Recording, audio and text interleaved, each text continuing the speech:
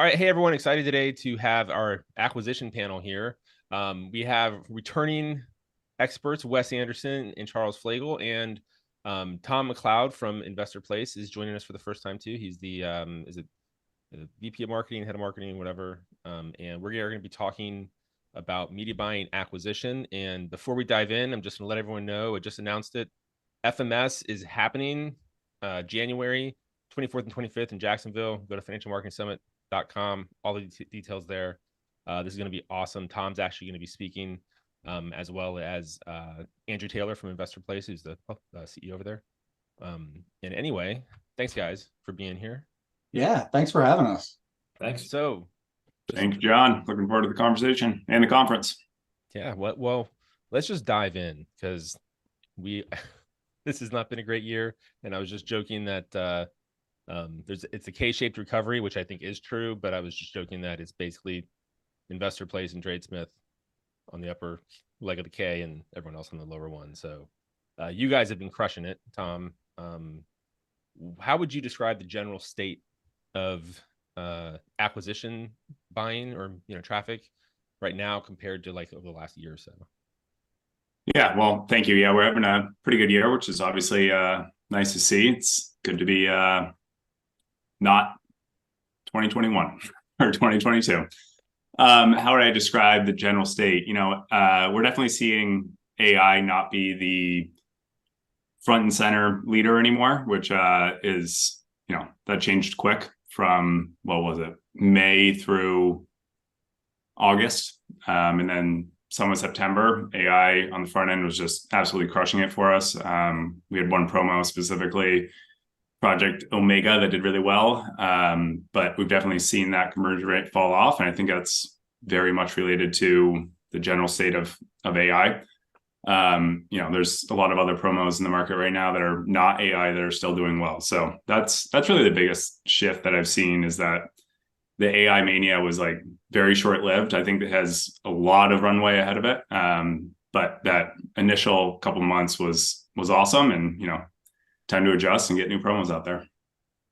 Yeah, there are a couple promos out right now, like the James Altucher, a new AI promo just came out that Paradigm put out yesterday, and it's looking pretty good, but it's also sort of like a warning about AI stocks. And I was going to say, same thing with Porter and Co. They have this big AI big die up, and that thing does pretty good too.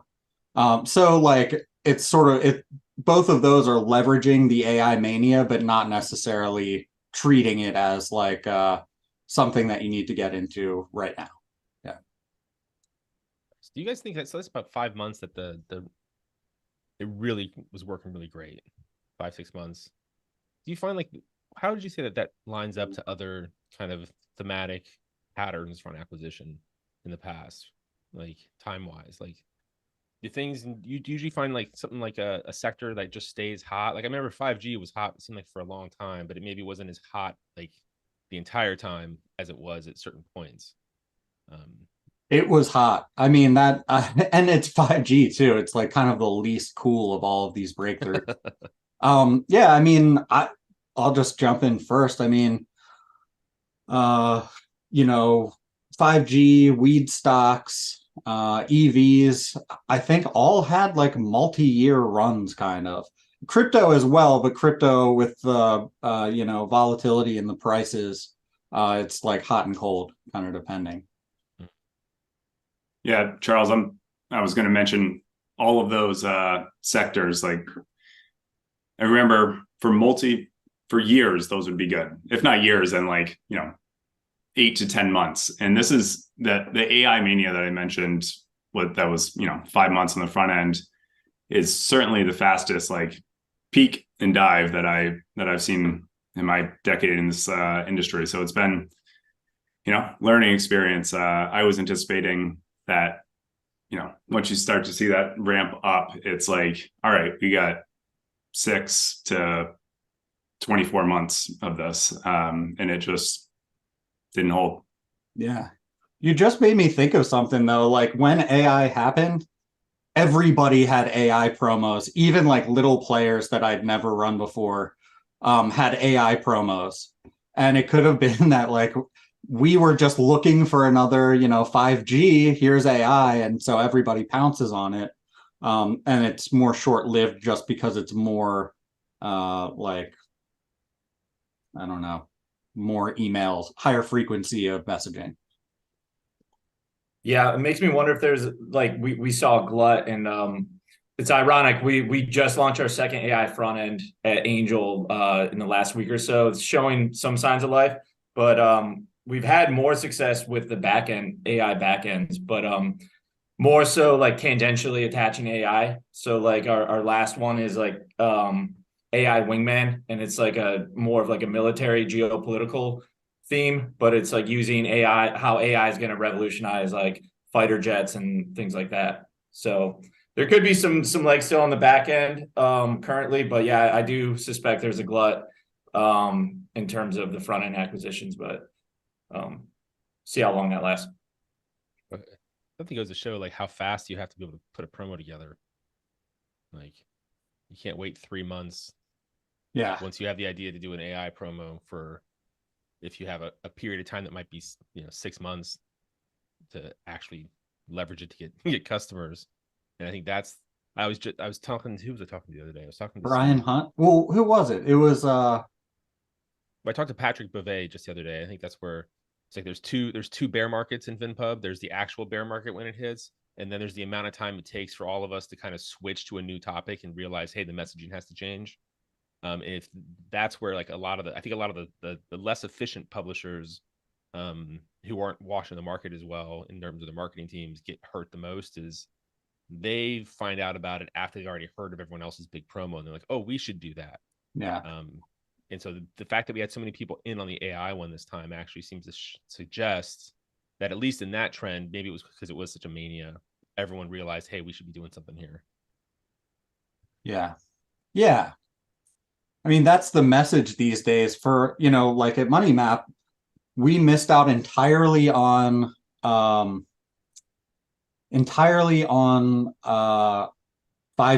We didn't do any of that. And we missed out on crypto originally, the sort of second crypto phase, because we were waiting on a promo for a year, and like I think that happens enough times, and I mean it's a huge mistake. We launched this thing a year after its inception, and we're talking about Ethereum like it's something nobody knows. Well, Ethereum had already been in the New York Times. You know what I mean? Right.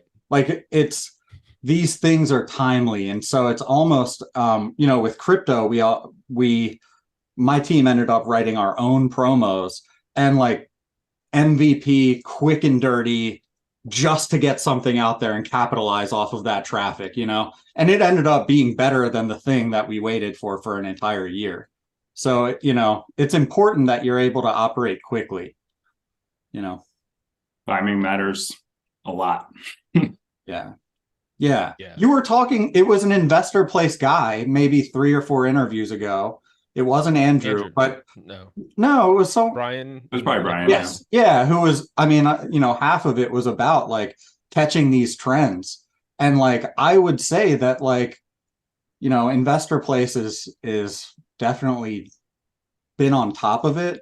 And what I also think is like, having a well-established brand and credible gurus bodes well in their favor too, because we're kind of joking like everybody's doing poorly except for Investor Place, but it's not really true. I mean, Stansberry, who has a pretty reputable brand and very credible gurus, has been holding in there.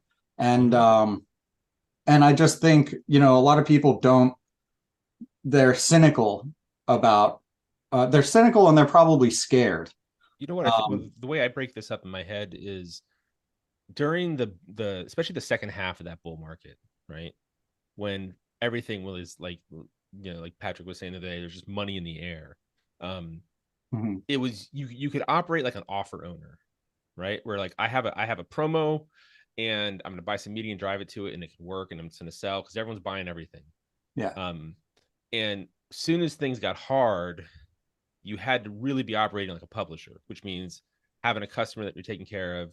Renewals mattered more than ever. And if you had a higher churn back on the back, your customers, then your cash flow was just destroyed. And the people, like a lot of the MarketWise companies, like have better high-end retention on their core customers, and the renewals are there. And so like you have a more stable business. And I think that was more important this cycle or this last year and a half than probably it had been in 5, 6, 7 years. And so like being a publisher is different than just being a direct response marketer with an offer. Like, Yeah, customer.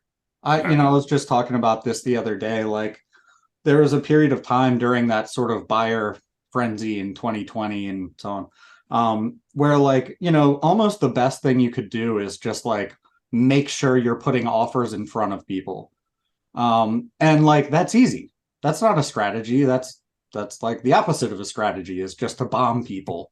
But like, it's changed and nobody wants to adapt. I mean, this is kind of a recurring theme, is like things get easy and then you get complacent and then you don't change anything and wonder what happened to your business. But the vibes are just totally different. I think it really does have a lot to do with, creating a relationship and like the MarketWise companies, So then back to so we know that AI was working really great, and it's not dead, and we're not saying that the trend's over. It's just that like it's not performing nearly as well as it was very quickly. You mentioned crypto. I know Bitcoin has been actually doing well for some people. What are the other areas right now that you guys think are kind of like, okay, this is solid? Yeah, so I've been having success with the EV promo. The play is a REIT. So one of our gurus is big on REITs. The hook is like get paid anytime you charge your electric vehicle, and it's like a REIT that owns these charging stations and leases them out to Tesla. So and they pay a dividend and all that. So that's been my top winner for the last 3 months. I've been trying to scale that out, but it kind of like what Charles was saying, it's so much harder to scale a good promo now. So I'm taking on multiple traffic sources, running my own programmatic campaigns, and all that. But with that, conversion rate is tougher to come by. Cart values are lower. So what I've done to sort of like adjust that is on a lot of order page and price testing. So last month, I just looked it up. I had got 181.71 average cart value on this promo, and a 53% take rate on a lifetime, which is insane. But what I did is just I put the lifetime on the order page. So typically you have a 2-year option and a 1-year option. Personally, I don't like 2 years because I just think that's too long to get that renewal. So I swapped that out with the lifetime, and then I used ChatGPT to write some language about buying I changed the terms too from lifetime to an unlimited subscription, because I suspect our readers don't care about a lifetime because they might not have a lot of time left to go. So, and then I also on the pricing plan removed the maintenance fee. So I could lean into the copy, like never pay subscription fee again. And it's true, and fight inflation and all this stuff. So yeah, that's getting 50% take rate on the order page. So that right there off the bat changes everything. What's your base price? What's the lowest priced on that? So 49. So nice. when I first did that though, I was doing 79. So cart values were still awesome, but conversion rate was suffering. So then I changed the 1 year to 49, and that doubled conversion rate. And I only took like a $6 hit on average cart value. Yeah. I would like to drop some knowledge that like George and I used to test religiously. Like you have that base price on there. You can put whatever you want on the, as the other options. As long as you've got that low price option, you're not going to hurt your conversion rate by anything significant. And so you can put a lifetime on there. You could put a back end on there. You can put whatever you want. And to tell you the truth, like, what everybody's doing is 1 year and 2 year options. Like, what? That's not like, how is that an interesting offer? there's so much more we can do with more reports and like different mechanisms for delivery and you know, live sessions, all kinds of stuff. For sure. Yeah, I think order page and price testing is like one of the most underutilized components of the buyer journey. So that's kind of what I've been leaning to for the last month. So yeah, I was able to take that offer from about like 10 to 20K spend in July to 80 last month. So, you know, overall not, you know, not like 2020, but you know, in this environment, I'll take the win. Nice. So are you, when you mentioned a little bit earlier that it's harder to scale a promo in this environment. Is that just because the conversion rates are so much lower on average, or is there anything Mainly. else?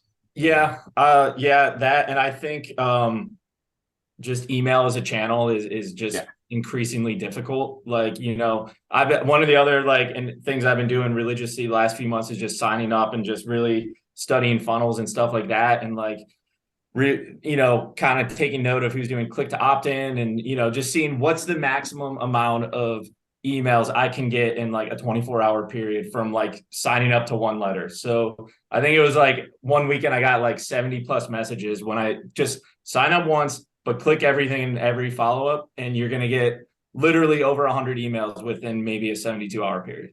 Wow. Yeah. And so the effectiveness, I mean, he's absolutely right about that. I would say conversion rates have dropped kind of across the board. Prices have gone up slightly, but really the effectiveness of email has decreased like a ton. Like from, you know, I remember when I started in this industry, or let's just take when I started my business, I had a list a quarter of the size that it is now, and I did 5 times more orders, you know? So it's just, it's tough. I don't really know what to say about that either. SMS. Yeah, I mean, that's kind of but there are problems with that too. They don't necessarily like the financial stuff. And so people do run into policy issues there. And but yeah, you're totally right. And SMS leads now are way cheaper than they used to be. So yeah, so that one of my other things I've been doing is running a lead gen test where I'm split testing just capturing email versus SMS for a lead magnet. Everything else is constant: landing page copy, bonus report, welcome funnel. Everything is the same. It was a 3-month test that I just ended at the end of October.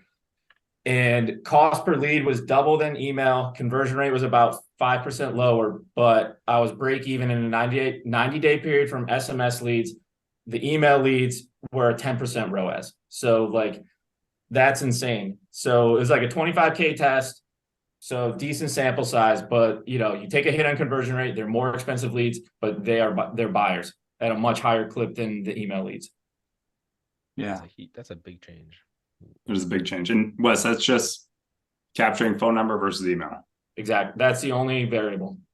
And then in that SMS follow-up, you're trying to also get their email? Say that again. In the SMS follow-ups, are you trying to get their email? No. So that's what's even more interesting, is that there isn't any dedicated welcome follow-up series in SMS.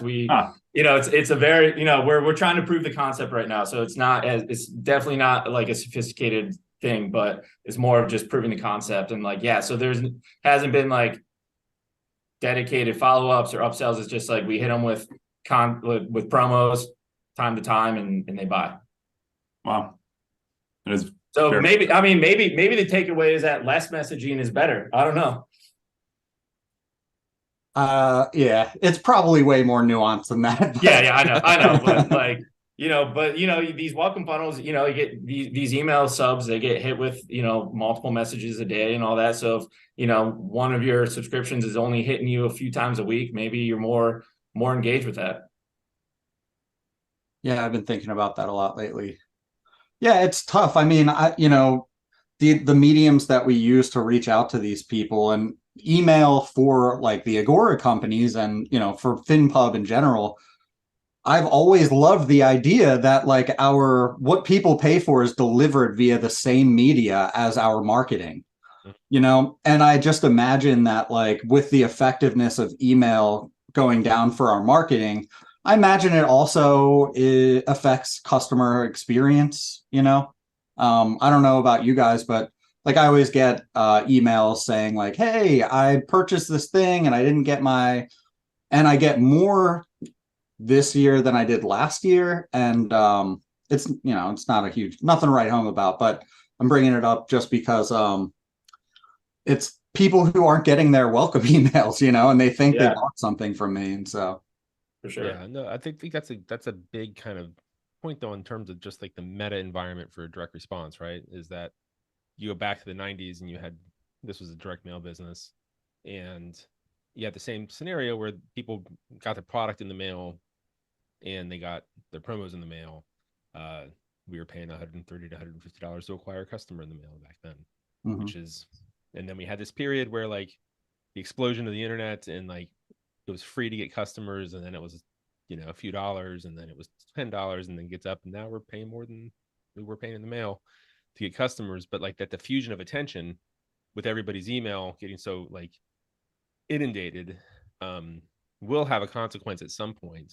It's already having a consequence, whether we're talking about like a catastrophic consequence or it's just like this is just kind of a thing that we're dealing with.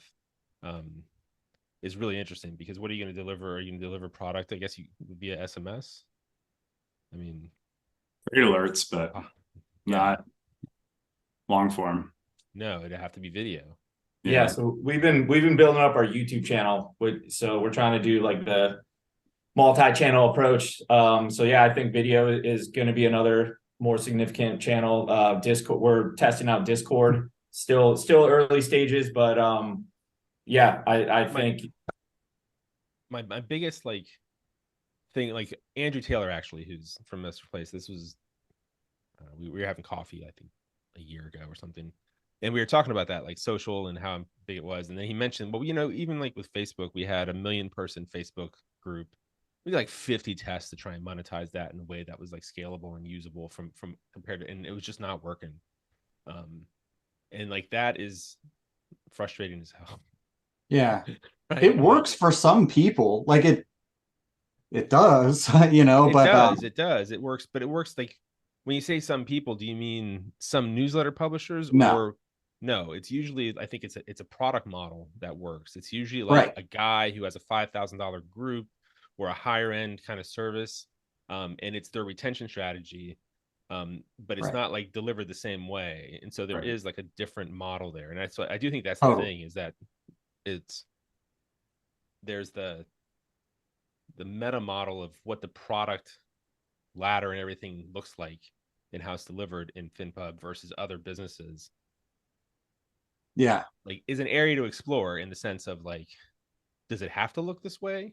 Or if these other channels become more and more dominant, do you want to change your model in terms of how the content appears to be delivered? Because you get the same content you can, like, not in a newsletter, but like traditionally, like you have stuff that comes out in book form, then you have courses, and you have subscription services, you have events, online events, virtual communities, like you have all these other things that the content could be sold through. The format itself is like, a legacy format in our minds. We call it a newsletter, but it's really a membership site.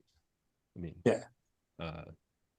anyway, so like before I go off on, I mean, I think it's a good discussion to have, and a lot of that depends on the editors and what they're comfortable with doing. We have some guys that just want to be like email sent, just send out to email. We have others that are embracing the YouTube format and like being more engaged and putting their face out there. So I think there's going to be a stronger correlation as time goes on to the editors and what they're willing to do to deliver their message, and then that'll translate to sales to their pub, I think, more so than people that just want to stick in the traditional email lane. I think it also has to do with like economics of the business and the fact that, so like I agree, but with social media and stuff, my theory is that like you can't just go out and try to sell them. It's all about giving them a ton of value, being super patient, and getting to a place where like they want to buy your stuff without selling them. So what does that omit from our business?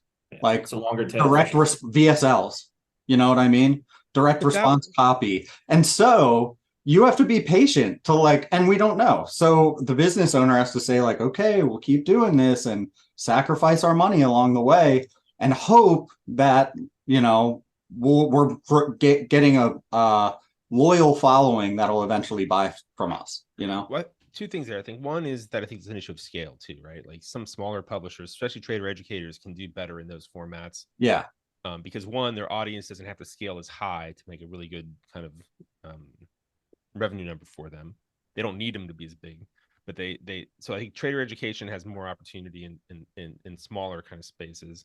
I think that the delivery ton of value, though, that was kind of the beauty of the e-letter when it first came out back in like the early 2000s, was that, hey, you can get these people on there and just give them lots of value and then sell. And even like I remember Mike Ward telling me that some of their best launch strategies was essentially they get a new guy on, they let him write an e-letter for free with no product for 6 months. And then when people start saying, hey, do you have something I could buy? They could launch. And then during that first launch, they could actually launch with a back end price point and get front end numbers. And that's the only time you could really do that. And so that value strategy, like it's a fundamental kind of marketing strategy. Yeah. Yeah, true. But the e-letter, I don't know. I mean, I guess Tom would know better than me. Like the e-letter world, including other financial newsletters that aren't more well established, and 50% of them don't even have editorial. I don't think it's the same that it used to be. Like, I think e-letters, like, it used to be about over-fulfilling on the front end so people would buy the back end. And an e-letter is an example of a front end in that case. And that's, I don't know, but I just don't see people doing that. I do see, obviously, like the MarketWise companies doing it. So, yeah, I mean, honestly, not much has changed from a fulfillment standpoint. We try to keep, our customers happy, and we certainly market to them, but we also produce really great content and do our best to make great picks that make our customers money. Obviously, market determines that, but yeah, we haven't changed a lot from a fulfillment standpoint, other than just keep producing great copy and get those people to renew because they're happy with the product. mhm. So then on the acquisition side these days, then what else is important right now? I would like to point out, sorry, I keep talking. One of the things about the promo that Wes brought up is it's an income promo, and it's very clear when you see this promo that it's EVs. It's also very clear that it's an income promo, like how it's positioned. And like, I'm still having luck with the Stansberry Gold royalty thing. Oxford has that oil promo out that I know did pretty well. That's another royalty thing, I believe. So I mean, I've seen some income stuff. I mean, it's not sexy, but that was income stuff was in royalty promos were a big part of the post 2008 kind of down. Really? Yeah, because there were all these great promos. Like I don't remember who wrote it, but there was one that I remember the headline was, it was like Obama's secret royalty or income stream, Obama's secret income stream, and it was his secret income stream was that he got royalties on his books. And then they used that as a transition to royalty things. But it ran really well. And there was a lot of things like that, like MLPs were big. So income plays, during that period of time were kind of a big deal. Interest rates changing and everything, like the environment's changing, and what like Patrick was pointing this out, like what people are willing to risk their money on is changing because the basic environment of money has changed, right? The cost of money changes, and it changes like kind of everyone's risk profile. So income stuff, it's cool to hear that that's working well, because for a long time you couldn't sell anything that was just an income play that wasn't like trading income, but was actually like, yeah, this is an income product. Yep. Yeah, what I'm excited about too with that EV promo is one of my best channels is Google now. So I'm having success with like pure cold traffic. So like last month, it was like my third highest traffic source in terms of volume, and it was 100% new to file rate. So getting like pure cold, beautiful cold new customers. And with the order page converting with the lifetime, I was able to hit a pretty solid ROAS. That's a bright spot. Yeah. 100% new Yeah. file. Yeah, that's insane. Like I don't know if that's happened before, but I haven't ran on Google before either. But also, yeah, so that's something I'm trying to scale up too. But yeah, that's like partly due, I think, to the targeting as well. Like Google Performance Max is like one of their newer campaign types, and so all I'm doing is targeting people that browse websites similar to all of the FinPub promos. So I'm building a custom audience segment of URLs of all the top promos right now, and telling Google find people that browse websites similar to those VSLs or promo pages, and that's basically it. I'm doing that too, but like Nice. after this call. Yeah. No, so what I'm doing that on lead gen too, but instead of like promo URLs, I'm doing YouTube URLs. So like one of my display lead gen campaigns is a hydrogen lead magnet. So I'm also running a search campaign. So I'm taking my top search keyword, put that into YouTube, scrape like the top 10 videos that have high relevancy to investing in hydrogen stocks that have good views, build a custom segment around users who browse websites similar to those YouTube videos. And that's working really well too. I'm getting like yesterday, I got like $2.50 leads off that. But overall if they're like $3 leads. So that's why like I've stopped doing co-reg for almost all this year, because I'm getting like $3 leads on display and they're paying off way faster than co-reg names for almost the same cost. Sweet. That's great. Yeah. Anybody can take that nugget and apply it. Will do. So what do you think's gonna have to happen for volume to kind of go up? Just we need a better buying environment. Like I track investor sentiment now, like every couple of days, and it's down again, which is not awesome because that seems to correlate with sales quite well. I have never actually done this, but I bet it's 1 for 1. I had a couple of smaller publishers. I asked them to like, just like, you don't have to give me numbers or anything, but just like look at the chart now and correlate it back to your sales periods by month.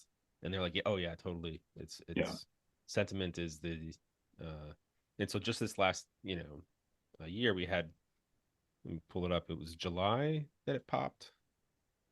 End of May, it started to go up through June, July, then it tanked into August, had a couple of little peaks then, but now we're back, way down to where it was earlier in the year, which isn't great. Yeah. But I think that that's general sentiment, but then there's sector sentiment, which I don't have any charts for, but I think that's something that definitely seems to be a big driver here, is that messaging into like this environment is finding your hotspots, or like I know Porter's been doing more like seeing it with him more because he's so great at this particular type of copy, but it's that like, let's talk about what's wrong with the country copy. Yeah. Right. Which gets to the zeitgeist really well. And so if you're fighting for attention, that's a really great angle if you can pull it off, and not everyone can. Yeah. It's hard to write, in my opinion. I mean, I came up during that bull market, but like, I don't know. I love that kind of stuff though. Yeah. Let me just. We're definitely seeing that on investorplace.com. During that time frame that you just mentioned, when investor sentiment was high, it was all about stocks to go up 300%, top EV stocks, AI stocks, and now we're seeing, the more bearish articles getting a lot more clicks. And it, like I said, I never actually looked at it, but it's got to be pretty close to 1 for 1 as it moves.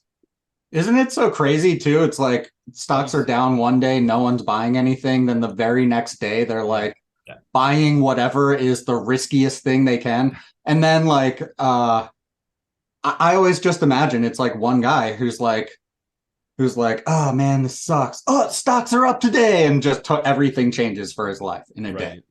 Yeah. I'm seeing that with like lead gen ROAS, like 1 month will be super high. Next month is like nothing, and nothing else has changed. Like same offers, whatever. It's just way less predictable. to go look backwards. Here it is over like, and just to like watch, like, I mean, what the 1 year chart where is here. You can see this, right? Yep. Yeah. So you can see like there's May 18th is this bottom here, and it comes up, and now we're back here. And so I'd be curious if like you can go back and look and see how well that's correlated for you in general, because like even if it is about like controlling spend, like, well, I guess it wouldn't matter with the kind of offers when you're running DCPAs, but like yeah, I'd just be curious to see how well that tracks for you guys on the front end of buying. Yeah, I mean, I almost don't even have to look. Yeah. I will, but yeah, because it's an abnormal pattern, right? Like the summer investor sentiment was good. And I don't know how your guys' summers were. Mine was like not the end of the world. It was fine. And of course, September, October come along and I'm like, yeah, baby, yeah, like time to scale. Let's do it. And nope. September was okay. October was a bummer of a month for me, and I know several other companies. So yeah. Super volatile. Yeah. So yeah. We've luckily been pretty consistent. I mean, summer was hot, awesome for us. Definitely seeing, a little bit of slowdown, but things are still pretty good. We are, essentially all of our backends that we've been having going is AI related. We've really dumped it into two categories. It's investing in AI and then investing with AI. Mm-hmm. Both are good. It's just a matter of, the angle we want to go. That's, talking mostly the back end when I talk about those two categories, but I do think that that's like what like the investing using AI is, I think, going to be one of those growing categories in the industry as a whole for quite a while. Yeah. Because that like technology, like the way like the story is going to develop across everything. And that's a core, like there's a core belief, right? Like technology makes you do things better. And because it does. And so I think like we'll see trading tools come back in a big way. They are coming back. Yeah. They went away, but they weren't as big of a part of the product mix. But I always go back to like the early 2000s, and trading services or trading tool businesses were bigger than publishing businesses by and large. Yeah, and there I remember hearing that. $30 million businesses in the trading tools market than we see in newsletters right now that are not part of like a large group, right? Just independent companies. And so that went away, I think, partly because I think the brokers were adding tools and signals to their platforms for free to kind of get people in and get them to trade. But I think that tools, or guru plus tools, is going to be like one of those things that like becomes standard in the industry. I've been buying media for some like tools type stuff, and it performs well. And part of that is also because the way that it's sold is not a traditional VSL. It's really it's a live pitch, and it's very educational. I mean, it's basically like, hey, be my best friend. And by the way, I have this thing to sell. And like while the FinPub industry is taking a hit, those things are staying pretty stable, if not growing, Right. Yeah. I do think that it's another conversation, but I think there's some knock-on effects of that too, where like with trading tools, I'm seeing people talking to investors like it's a SaaS product, right? Because in one way it is, but then when you combine the all the cash benefits of a successful newsletter business with a SaaS business, now you have a very unique, interesting thing to go to investors with. And I think that we're starting to see, I'm hearing things about that now. And I think that we're going to see like, there's a, it's not happening yet, or it is happening, but it's happening in small levels.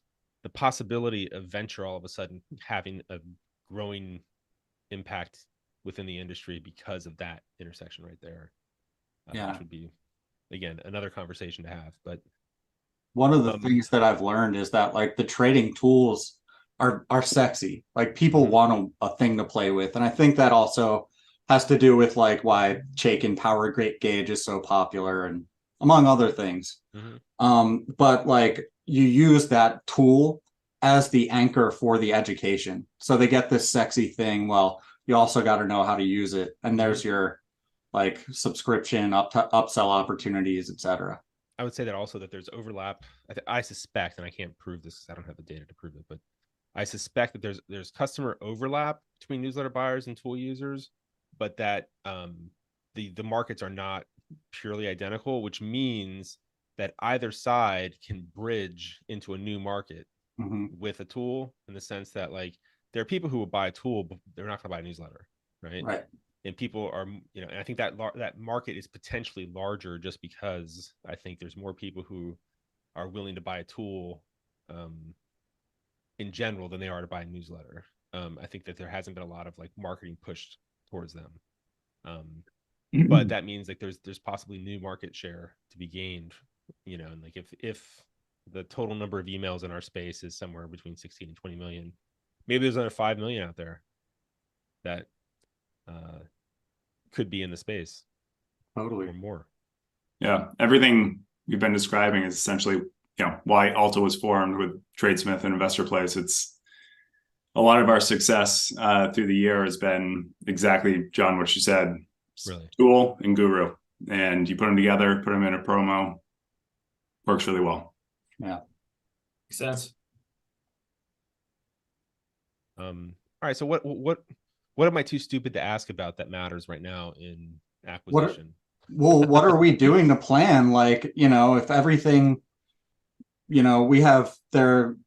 could go in two ways. Like businesses can, maybe we rebound as an industry. I'm not betting on that. I'm working my ass off. And the things that I'm focusing on are like establishing a brand, getting really good at editorial. Like I want to have the best editorial, and good product. And I can't believe I'm saying any of this because when I entered the industry, neither one of those words meant anything to me. But I think it's from what I see, and I have multiple newsletters, and like they perform differently by strength of the brand and strength of the editorial, and in like a compounding way. So that's what I'm doing, and then also looking into other mediums and trying to get rich and not work. No, I'm just kidding. Are you guys doing anything? SEO is something we've been putting some effort into for good part of this year. So we're starting to see some fruits of that. And it's cool that we're doing this now, because when I have an offer like the EV one, I can go to the SEO guys and be like, hey, I'm allocating spend to this, write SEO content around EV and all that. And then we can scoop up some low hanging fruit, on those articles with upsell links or, whatever strategies we use.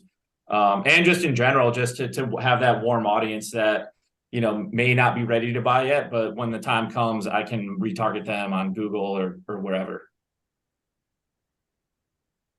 Nice. Yeah. So it's not sexy. It's not like the immediate return that I'd like to see, but I think there's value in it as well. Charles, you hit the nail on the head with, what you're focusing on right now. That's, frankly, always been a focus of Investor Place. Great editorial, great product. But I mean, we're feeling the effects of that. It's definitely, we've had great AI promos, but we've also produced a great editorial experience and a great customer experience from the analysts. I think the downstream effects of that are awesome. Yeah. People renew, people like the product, they enjoy interacting and consuming all the content from the analysts and from everything editorial. It leads to a great customer. I do think that's like, again, and I feel like I repeat myself too much, and I'm also like very conscientious that I have a particular perspective and not everyone shares it, and so I'm always hoping people will challenge it more. But I think that publishing right now is a more sophisticated game to be able to be not even at the top, but just to be solid. Like you have to get better at everything today than you did 5 years ago. Yeah. Like acquisition, deliverability, editorial, promo, copy. And so there's people out there who had like kind of stable businesses. They weren't huge, but they had stable businesses. And for 10 years, they've been hearing about like copy. They've been hearing about like, deliverability, and like haven't like had the resources or the will. Well, there's a lot of reasons that aren't always like, hey, you're just a terrible marketer. That didn't really advance their business in terms of the skill sets, and they're the ones who are hurt the most right now. Yeah. Yep. What worked Yeah. 5 years ago isn't, didn't work 3 years ago, but you could feel it less because we had that big boom, Yeah. in 2020 and 21. All you had to do was spend more, and it worked. Right. Yeah. So yeah, I mean, that's the thing. We've been having this conversation for, a couple of years now, and there's still people who think like, well, I'm doing what I've been doing, and it's like clearly something massive has changed, because these behemoths, are falling. And, like Money Map, my birthplace, like is gone. And it was a $200 million company. Like, you got to adapt. Yeah. And I don't know. I would say that's the number one thing when I have conversations with people in our industry. It's they're not trying to be like original in what they're doing and progress. It's kind of like more of the same, little bit of apathy. I don't know. Yeah. I think that's it's not just, it's like, I also realize that in some of the larger companies, you have more and more people who, I mean, it's a job too for everyone. But there are people who are really excited about the industry and about the business and about what they do.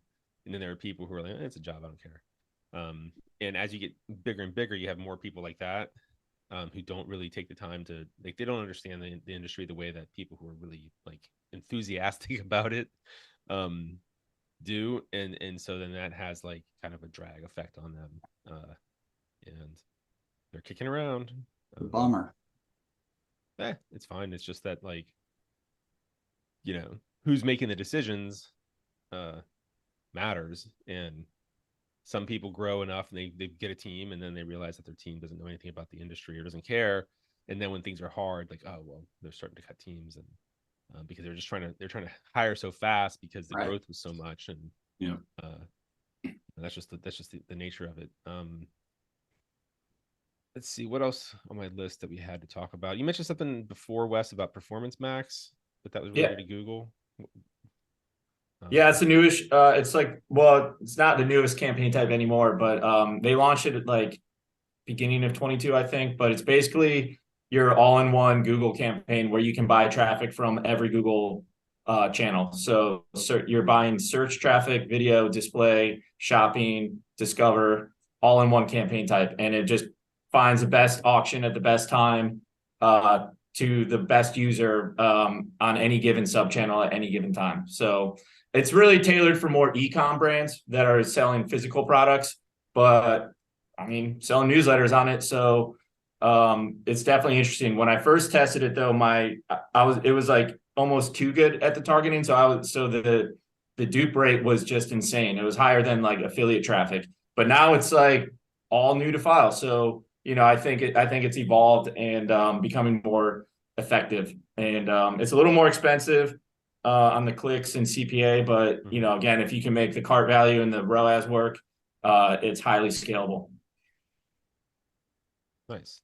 Because that's kind of the core of like what I feel like as a media buyer. I'm more of like a programmatic guy, so I enjoy figuring that type of shit out than doing dedicated buys and stuff like that. So I'm always trying to stay on top of that. And then like on other like traffic source nodes, Taboola is now, or Yahoo Gemini's native platform is now part of Taboola. So that's on my list to test. Charles, have you tested that yet? Yeah, I'm running it right now. How is it going for you? So I've yet to. I turned it on today. So okay. Taboola has been fun, dude.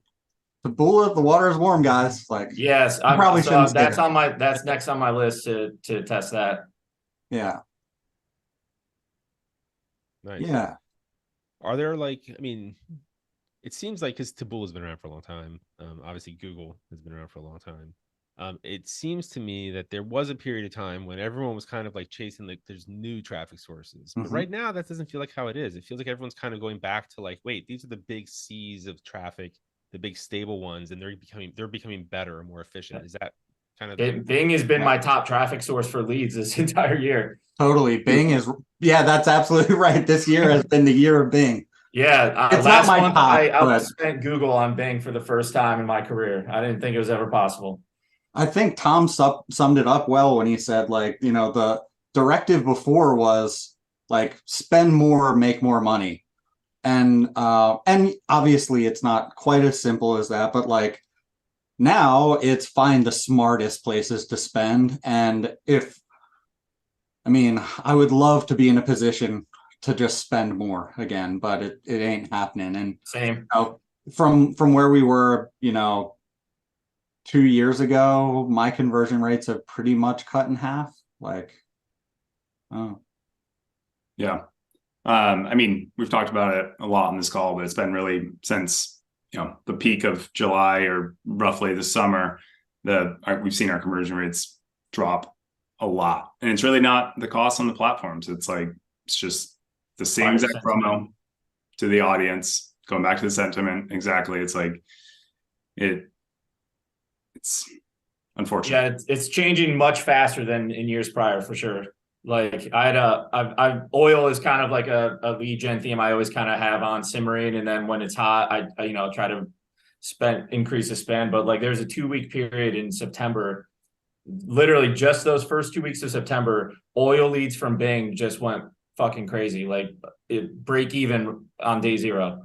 Right after the 15th of September, nothing. So I think like there's so much I don't know. That was before the Middle East conflict, but I think, you know, oil is kind of like an interesting theme right now, just in general, because of what the shortage right now. So, you know, as a media buyer, just, you know, usually we look at a longer tail, like 60, 90 days, but now it's like with the right message at the right time, like you know, you can hit really good ROAS, but it changes so fast. You know, the sentiment, the macro picture, it's literally a day-to-day, week-to-week thing. So it's tougher to stay on top of, but you can ride some waves, although shorter term, but they're there. There been any you guys finding it, is there any evolution in like kind of the ad formats? I mean, you remember we used to have like interstitials between everything, and then not, and then back, and then like anything in the format itself of the ad funnel that like has been kind of more effective than that's newer? Or Yeah, this isn't something I've quite tested yet, but a vertical video is probably going to be more and more of a thing. Like at Google, they have a new switched their discovery campaign type to demand gen, and it's the only channel on Google where you can advertise on YouTube Shorts. So and like TikTok, you know, FinTok is a big thing. So I think vertical video is probably something to keep an eye on. cool. Especially if you're bringing in a bunch of SMS names. Yeah, exactly. yeah. Yeah, I mean, from what I see, the most successful things that I'm running is SMS collection on, you know, basically trading funnels at this point. So We are pretty classic. It's the majority of our spend goes to CPA, a little bit of lead gen, really not a ton of lead gen right now. And it's just ad to promo. Nice. If it works, it works. Huh. Yeah. Exactly. Definitely good to have strong promo. yeah. So awesome, guys. Well, I appreciate it. Is there anything else you think we should cover on this kind of recap of where things are? Nah, I hit all my points. Yeah. Well, awesome, guys. This is great. Thanks for doing it. We'll have to do it again, you know, in a few months. Actually, we'll probably do it in Jacksonville for FMS if you guys are all going to be there. Yeah, sure. Sounds great. And cool. Well, thanks for doing this, and we'll get this out for everybody. I'm sure lots of people have questions. Unfortunately, obviously, Tom, you're not taking clients. Wes, you're in-house at Angel. People can work with you, Charles, right? Not really. If they want to do a CPA or something. I mean, look, man, I love to talk about this stuff. So like if I can help with anything, like hit me up on LinkedIn or whatever. And like I'm always happy to make introductions to people if they're Yeah, I mean, I do contract work from time to time, so kind of like Charles, always open to have a convo, and if there's something that seems like an opportunity, maybe it can work. But yeah, cool. Yeah, I'm not working for anyone else, but happy to have a conversation for sure. And any questions about what we talked about today or ideas, ways to partner up? Yeah, more than happy to. Very cool. Awesome. All right, guys. Thanks, and have a great one. Thanks, All right. Sean. See you. Later, guys. Yeah.